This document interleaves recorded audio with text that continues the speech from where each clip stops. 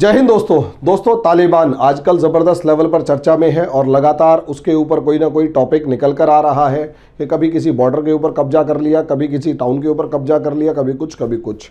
अब यहाँ सवाल ये है कि क्या तालिबान सुधर गया है, क्या तालिबान की रूल को एक्सेप्ट करना चाहिए या नहीं, इसके ऊपर एक डिटेल डिस्कशन करूंगा। लेकिन उससे पहले छोटी सी इन्फॉर्मेशन दोस्तों मैं आपको ये देना चाहूँगा कि अगर आप यूपीएससी, आईएएस, पीसीएस की तैयारी कर रहे हैं तो ऐसी सिचुएशन में दोस्तों आप लोगों के लिए हमारे पास जो रामबाण सीरीज़ है वो है ज़ीरो टू हीरो सीरीज़।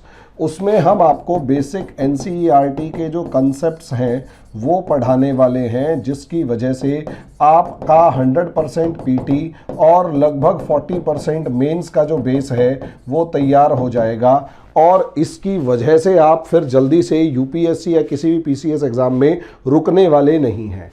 अब रही बात ऐसे सिचुएशन में फ़ीस की, तो दोस्तों टेंशन लेने की ज़रूरत नहीं है। बहुत नॉमिनल फ़ीस है, 500 रुपीज़ पर मंथ, जो अपने आप में बहुत नॉमिनल है। आपकी पॉकेट पे बुरा असर या दबाव नहीं पड़ेगा और आप पढ़ाई भी कंटिन्यू कर पाएंगे। रही बात दोस्तों एडमिशन की, तो इन नंबर्स पर कॉल कीजिए, इवन मिस्ड कॉल कीजिए। आप लोगों को हमारी काउंसलर्स कॉल करेंगे, व्हाट्सअप भी कर देंगे, तो भी हम आपसे कांटेक्ट कर लेंगे। अब आ जाते हैं दोस्तों टॉपिक के ऊपर। टॉपिक है तालिबान। क्या तालिबान सुधर गया है? इसके ऊपर डिस्कशन करने से पहले एक बात, थोड़ा सा तालिबान के बारे में हमारा जो एक्सपीरियंस, इंडिया का एक्सपीरियंस है, उसको ज़रा बता दिया जाए। तो इंडिया के कभी भी तालिबान के साथ एक्सपीरियंसेस अच्छे नहीं रहे हैं।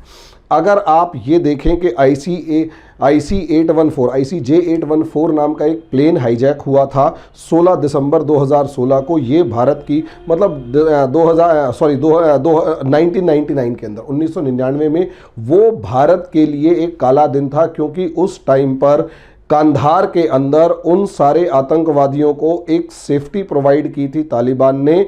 और भारत के इतिहास में जब वो पन्ना लिखा जाएगा तो हर हिंदुस्तानी उस समय पर रो रहा होगा जब वो देखेगा कि तालिबान ने किस तरीके से घटिया गेम खेला था भारत के विरोध में खड़े होकर, या यूं कहें कि वहां पर जो आतंकवादी थे उनको सुरक्षित पनाहगाह प्रोवाइड करके 3 आतंकवादियों को छोड़ने पर भारत सरकार को मजबूर किया था। और भारत सरकार जिस तरीके से उस समय पर अपने आप को असहाय महसूस कर रही थी, उसका कहना ही क्या।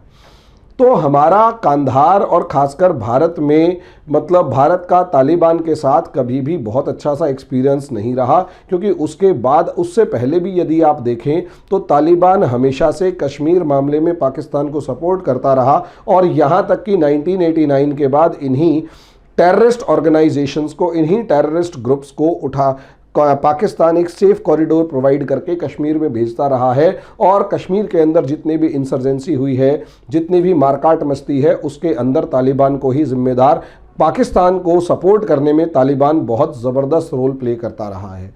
यहाँ तक कि कश्मीर के अंदर 1989 से लेकर अप्रॉक्सीमेट 2000 के बीच तक 11 साल तक सूडानी, चचेन, पता नहीं कौन कौन से जो आतंकवादी आकर यहाँ पर जिहाद का नारा देकर हमारे देश को डिस्टर्ब करते रहे हैं, उनके बारे में भी यही पाकिस्तान का सपोर्ट करने वाला तालिबान था, जो उन सभी आतंकवादी समूहों के आतंकवादियों को जिहाद के नाम पर भारत भेजने में पाकिस्तान को मुहैया करवाता था।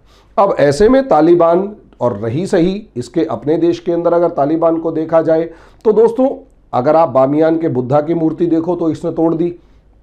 उसके बाद आपको क्रेन के ऊपर लटकती हुई लाशों के सीन आपको बहुत नजर आएंगे। औरतों को बीच सड़क पे बिठाकर या बीच सड़क पे या बीच चौराहे पर कोड़े लगाते हुए दिखाई दे जाएंगी फोटो। और इसी तरीके से आपको क्रेन के ऊपर लटकती हुई लाशों से लेकर बीच सड़क पे गोली मारते हुए ये तालिबानी आपको आराम से दिखाई दे जाएंगे।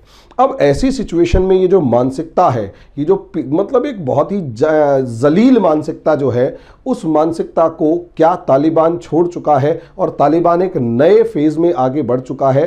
देखो, कभी भी किसी भी इंसान की मानसिकता तब नज़र नहीं आती जब वो शांति से, मजबूरी के अंदर आपके सामने शांति से बैठकर बात कर रहा होता है। उस इंसान की मानसिकता तब नज़र आती है, या उसकी मानसिकता के बारे में तब पता लगता है जब वो शक्ति के अंदर होता है। यस, दुनिया की किसी भी पावर का, किसी भी शक्ति का अंदाज़ा आप तब, किसी भी इंसान की मंशा का, मेंटालिटी का अंदाज़ा आप तब नहीं लगा सकते जब वो शांति में शांत बैठा है या अपोजिशन में है, प्यार से रह रहा है। असलियत में तब तो वो प्यार से रहेगा। असलियत में उस इंसान की ताकत का या उनकी मानसिकता का अंदाज़ा तब लगाया जा सकता है जब वो इंसान जब वो इंसान सत्ता में आए और सत्ता में अपनी पावर को शो करे। सत्ता में आने के बाद वो जिस तरीके से अपने आप को शो करेगा, वो चीज़ सबसे ज़्यादा अहम होती है, वो चीज़ सबसे ज़्यादा मेन होती है। और यही चीज़ मैं आपको समझाना चाह रहा हूँ कि तालिबान जब तक अपोजिशन में था और जब तक वो अमेरिका के साथ लड़ रहा था, तब भी इसने क्रूरता की बहुत सारी हदें पार करी, लेकिन वो उस समय पर अपने आप को विक्टिम प्रोजेक्ट कर रहा था। और लेकिन अब क्या है, अब तालिबान जो है वो शक्ति है उसके हाथ में है, ताकतवर हो चुका है।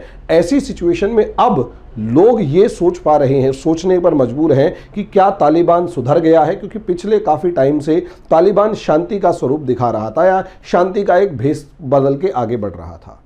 लेकिन दोस्तों, असलियत में जब एक फोटो या एक वीडियो CNN के ऊपर जो लॉन्च हुई, जिसके अंदर 22 अफगानी कमांडोज जो थे वो तालिबान ने घेर लिया, उन्होंने उनके हथियार खत्म हो गए, उन्होंने मतलब कमांडोज के, अफगानी आर्मी के कमांडर्स के हथियार खत्म हो गए, उन्हें घेर लिया गया। और जब उन्हें घेर लिया गया, उन्होंने सरेंडर कर दिया। दोस्तों, शरण में आए शरणार्थी को हर दुनिया का हर कानून माफ करता है, उसे अपने साथ बिठा लेता है। लेकिन क्रूरता, जहां जिन लोगों में इंसानियत ना हो, जिन लोगों में मानवता ना हो, वो लोग किस तरीके से बिहेव करते हैं, इसका बेस्ट एग्जाम्पल इस तालिबान के अंदर दिखाया गया है।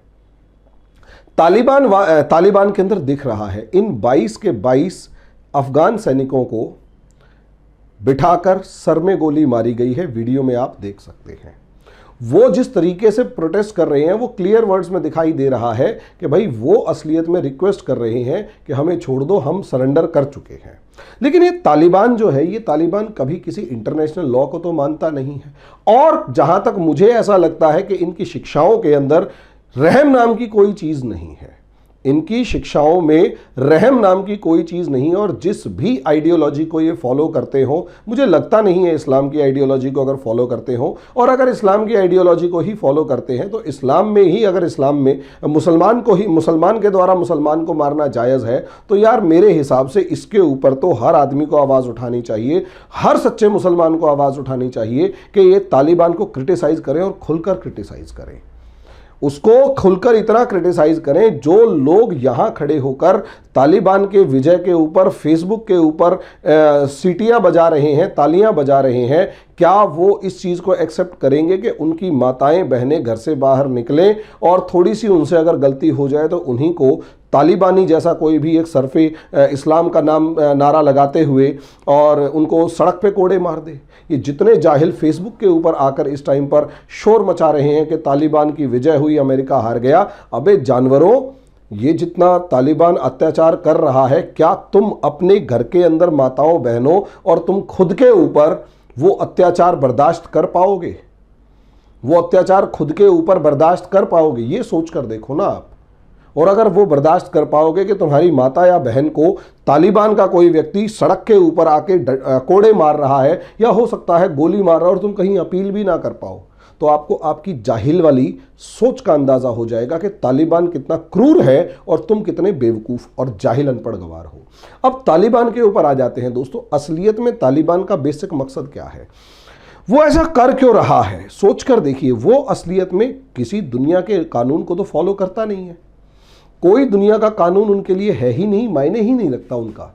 अब क्योंकि दुनिया का कोई भी कानून उनके लिए मायने नहीं रख रहा, तो ऑब्वियस सी बात है उनके सामने सिर्फ एक चीज़ है कि जो हमारे रूल को नहीं मानेगा उसे हम अपने रूल के अकॉर्डिंग मारेंगे। क्रूरता इनकी नस नस में भरी हुई है, क्रूरता इनकी शिक्षाओं में है, रग रग में है। और इस्लाम के नाम पर ये जो क्रूरता और दमन फैला रहे हैं वो हद से ज़्यादा खतरनाक है। और ऐसी सिचुएशन में अब ये इसके पीछे का लॉजिक समझिए। इसके पीछे का लॉजिक है फियर फैक्टर, डर। असलियत में 22 को जिस तरीके से मारा, भाई नाम क्या है जिहाद का, जिहाद का जैसे ही नाम देते हैं तो छुटते ही इनके सामने एक बात आ जाए। ये सामने वाले को एक बात कहते हैं कि मैं जिहाद कर रहा हूं और तू एंटी इस्लामिक है। यानी सोच कर देखिए, एक आदमी दूसरे आदमी को कह रहा है कि तू सच्चा, एक मुसलमान दूसरे को कह रहा है कि तू सच्चा मुसलमान नहीं है इसलिए मैं तुझे मार सकता हूं, तो सामने वाला भी यही कह रहा है कि तू सच्चा मुसलमान नहीं है इसलिए मैं तुझे मार सकता हूं। दोनों एक दूसरे को सच्चा मुसलमान सिद्ध करने, झूठा मुसलमान सिद्ध करके एक दूसरे को मारने की कवायद रख रहे हैं। तो ये मेरे ख्याल से किसी भी धर्म की शिक्षा तो नहीं हो सकती। ये जो मौलाना मुल्ला वगैरह जो होते हैं ना, काजी वगैरह, ये भड़का के जिस तरीके से पूरी की पूरी कौम को गुमराह करते हैं, ये उसी का नतीजा है, जहां मुसलमान ही मुसलमान को झूठा मुसलमान बताकर गोली ताने, बंदूक ताने खड़ा है। जिसकी गोली पहले चल गई वो जीत गया, जिसकी थोड़ी सी देर से चली वो हार गया।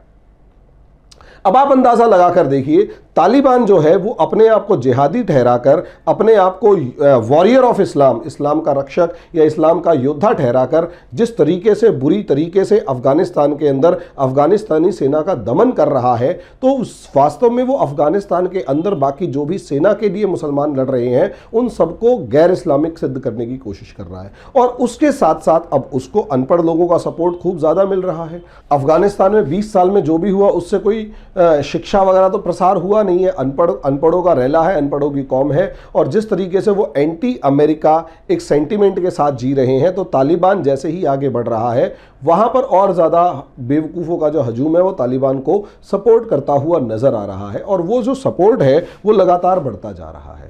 अब ऐसी सिचुएशन के अंदर क्रूरता में तालिबान जिस तरीके से एक वेपन, क्रूरता को, जो अत्याचारों को, क्रूरता को एक वेपन, एक हथियार के तौर पर इस्तेमाल कर रहा है दोस्तों, ये अपने आप में एक चैलेंजिंग है, अपने आप में एक बहुत ही बड़ा चैलेंज है इस इंसानियत के लिए, जो आगे आने वाले टाइम में किस हद तक असर करेगा इसका तो अंदाज़ा लगाया ही नहीं जा सकता। लेकिन हाँ दोस्तों, ये ज़रूर है, हाँ ये ज़रूर है कि आने वाले टाइम में क्रूरता का जो हद है वो तालिबान में खुल के दिखाई देगा। और तालिबान सुधर गया है ऐसा सोचना भी मत, बिल्कुल नहीं सुधरा है। क्रूरता की अपनी चरम तालिबान के अंदर अभी बाकी है और वो क्रूरता हमें खबरों में लगातार दिखाई देगी। जिस तरीके से 22 अफगानियों को मारा है वो आगे आने वाले समय में और आए दिन आपको ऐसी ऐसी खबरें मिलती रहेंगी। तो दोस्तों, जैसे जैसे इसके अंदर जो भी होगा उसके ऊपर डिस्कशन होता रहेगा। अभी के लिए इतना ही, धन्यवाद।